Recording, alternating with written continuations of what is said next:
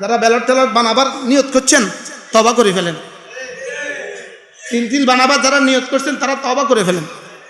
মনে মনে তওবা করে ফেলেন, মনে মনে তওবা করে ফেলেন। কি হবে রব ছাড়া কেউ জানে না।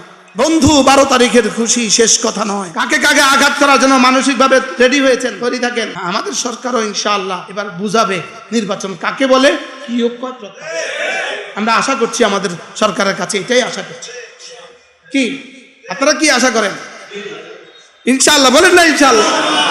আমাদের সরকারও প্ল্যান বানিয়েছে, পৃথিবীকে দেখাবে বাংলাদেশের নির্বাচন কেমন হওয়া উচিত, নির্বাচন কাকে বলে, কি ও কয় প্রকার, কি কি কি হবে রব ছাড়া কেউ জানে না।